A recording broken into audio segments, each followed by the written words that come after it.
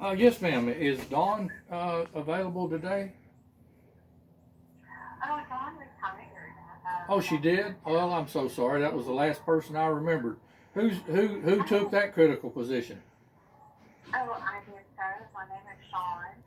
Sean, my name is Randy Havard. Have we ever spoken before? Not sure. Okay.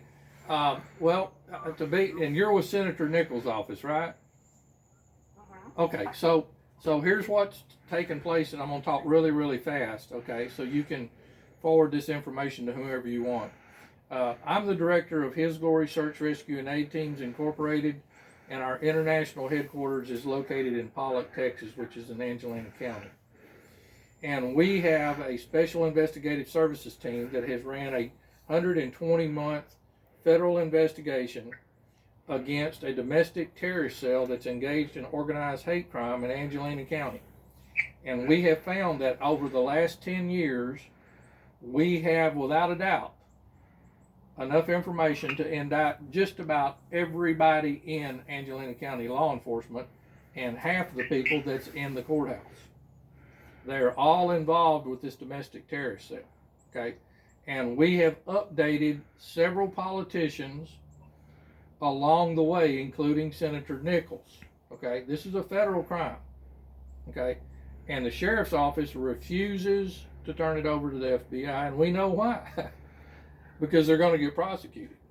So we're updating you again today because this domestic terrorist cell has now left Texas and has transferred themselves into North Carolina and has killed one of my associates' family members, which makes it another federal crime, which now it's federal murder. I turned this into the Angelina County Sheriff's Department, the DPS Terrorism Division, and the Texas Rangers. No one in the state of Texas understands what the federal law is under the Patriot Act of domestic terrorism. They are required by law to turn this into the FBI. Their refusal to do that is aiding and abetting in a domestic terrorist cell, which is a 15-year minimum sentence to life. I'm calling you to hopefully get the senator to get someone of college degree level law to educate these three agencies, because 10 years is a long time to be shot at, bombed, and smoked out of your homes, which we have. We have this on video, audio. We have 17 people on depositions. I don't want to take up much of your time, but it's not looking real good for Angelina County when they refuse to call the FBI. And that's why the DOJ and the DHS are very interested in this case, because this is a white supremacist group. And as you can imagine, there's not too many Republicans interested in helping us. But that's not my problem. I just want the bullets and the bombs and the smoke to go away from my household. My organization is a federally approved, federal cage number 8 Echo X-Ray Sierra 9 with the Department of Defense through the Department of Homeland Security, and my wife is a Pentagon employee with the VA. This all is federal, and Mr. Sanchez refuses to make the phone call. I don't have you asked the DA that since the DA would have to call in the Texas Rangers? I've talked to Miss Janet, and Janet has made it very profusely clear to me for 10 years that she doesn't do law enforcement. I have a letter from Ken Paxton who told her to take care of the case, and I won't tell you over the phone what she told me, but I have it in writing with her signature on it, which said she's not going to do that job. She doesn't get paid to be a law enforcement officer. I have a letter from Ken Paxton's office. Have you talked to your congressman?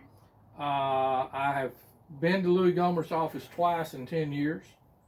I've reported this about every 3 years to Ted Cruz. Mm-hmm.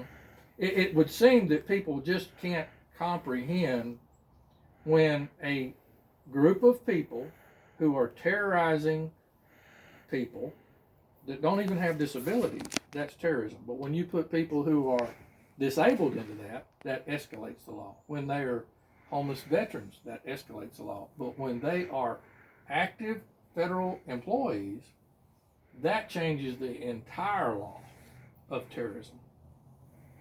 And when there are 3 or more people engaged in said crime, that's organized crime. That's the RICO Act.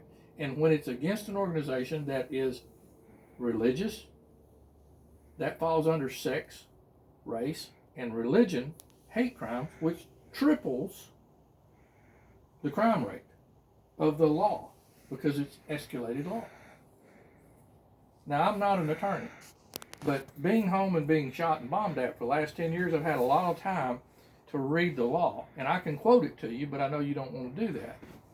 But I'm only advising you, okay, as I have always with Senator Nichols, because I normally have a private driver just drop off, you know, a 20-page document of what's been going on, and I get an email back from his office that says, thank you for letting us know about the ha-ha-ha.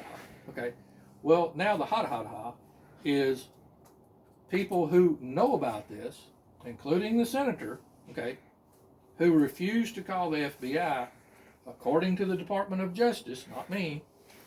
They're telling me that now these people are aiding and abetting in domestic terrorism because they're refusing to use their office to uphold the law. And that's all the time I have. Okay, thank you, Thank you. sir. Bye-bye.